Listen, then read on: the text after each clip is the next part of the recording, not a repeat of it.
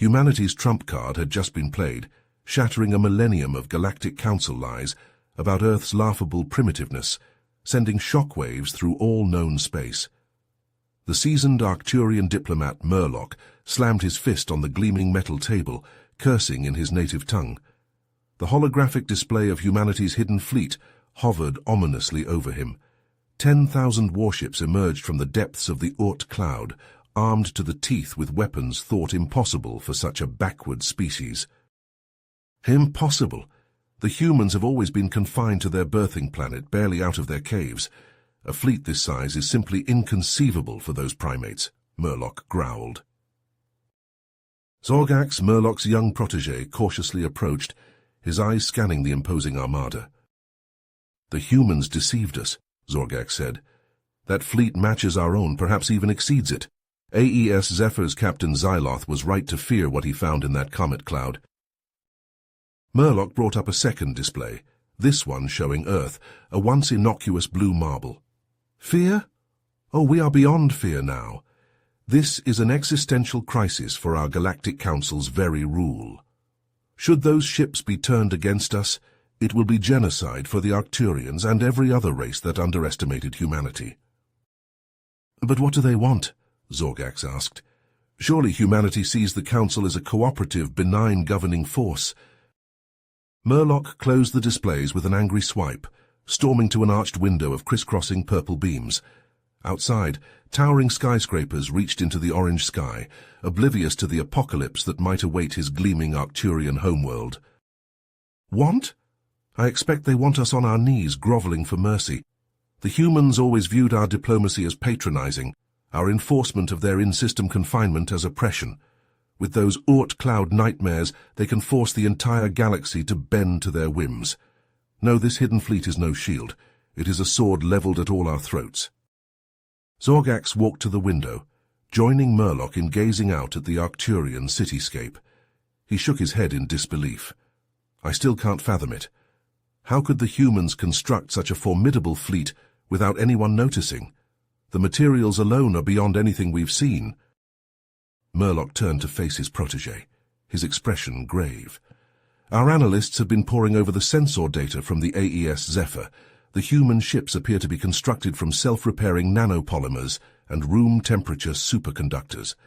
We've theorized about such materials for centuries, but no one has come close to making them a reality." "And their power source?" Zorgax asked, his voice tinged with a mix of awe and apprehension. "Even more perplexing," Murloc replied.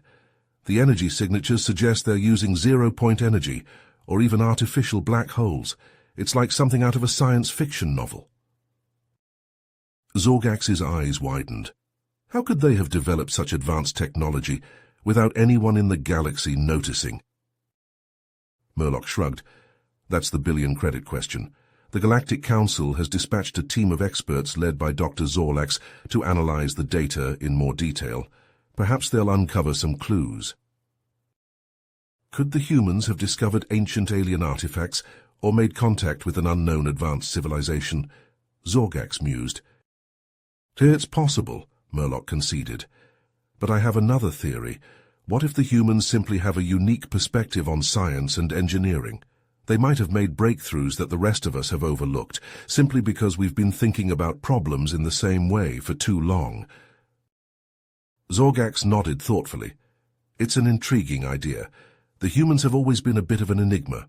Their minds work differently than ours." Just then a chime sounded, and a holographic message appeared in the air between them. Murloc scanned it quickly, his face darkening. "The Galactic Council has called an emergency meeting to discuss the human fleet," he said grimly. "Representatives from all the spacefaring races are required to attend." "This is it then," Zorgax said, straightening his robes. "The moment of truth. How will the galaxy respond to this new reality?"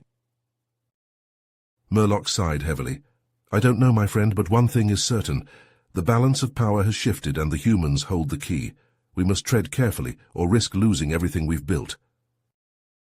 With that, the two Arcturians strode from the room, preparing to face the greatest challenge the Galactic Council had ever encountered. As the emergency Galactic Council meeting convened, the chamber was electric with tension. Representatives from across the galaxy took their seats, murmuring anxiously about the shocking revelation of Earth's hidden fleet. Murloc and Zorgax settled into their places, exchanging grim looks as Arcturian Prime Minister Xyloth Prime called the room to order. "Fair-esteemed members of the Council," Xyloth began, "I have called you here to discuss a matter of utmost urgency. Dr. Zorlax's team has analyzed the data from the human fleet, and their findings are alarming." The Prime Minister gestured to a holographic display which sprang to life with schematics of the human ships. Not only are these vessels technologically advanced, but they are also highly organized and well-equipped for both exploration and combat. This fleet represents a potential threat to the Galactic Order. The chamber erupted into a cacophony of voices, with representatives from various species expressing their concerns. Some called for immediate military action against the humans, while others urged caution. Murloc stood, his voice cutting through the din. "Fellow council members, I implore you to consider a more diplomatic approach. The humans may have kept their fleet hidden to avoid interference from other civilizations. Their intentions may not necessarily be hostile." Zorgax nodded in agreement. "Murloc is right. We should attempt to establish peaceful contact with the humans and learn more about their goals and aspirations." The debate raged on, with factions arguing for different courses of action. Suddenly a new hologram appeared, displaying a startling image. The human fleet was on the move, separating into smaller task forces and heading towards different regions of the galaxy. Murloc and Zorgax exchanged a concerned glance. The situation had just become even more complex. As the Council deliberated on how to respond, an unexpected transmission interrupted the proceedings. The image of a human male in a crisp uniform filled the screen, his expression stern and resolute. "Greetings, members of the Galactic Council," he said. "I am Admiral John Scorer of the Earth Fleet. We have been watching your deliberations with great interest." As the transmission from Admiral Scorer played on the massive view screen, the Galactic Council chamber fell silent. Murloc and Zorgax watched intently as the grizzled human addressed the stunned representatives. "Esteemed members of the Galactic Council," Scorer began, his voice steady and assured, "I come before you today to apologize for the secrecy surrounding Earth's hidden fleet. Our actions were not meant to deceive or threaten, but rather to ensure the survival of our species in a galaxy filled with unknown potential dangers." Scorer paused, allowing his words to sink in. "For decades we have been observing your civilizations, learning about your technologies, cultures, and political structures. Our intention is not to conquer or dominate, but to establish ourselves as equal partners in this galactic community." Murloc leaned forward, impressed by the Admiral's words. He turned to Zorgax and whispered, "The humans have a far greater understanding of galactic affairs than we ever imagined." Zorgax nodded, his eyes still fixed on the screen. "And their diplomatic approach is surprisingly sophisticated."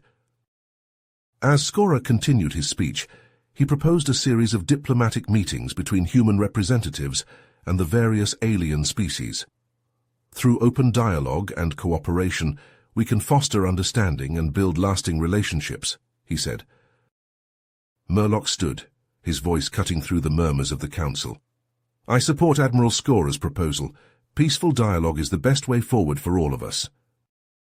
Some Council members remained skeptical, their expressions guarded. They questioned the humans' true motives, wondering if their sudden appearance was a prelude to something more sinister.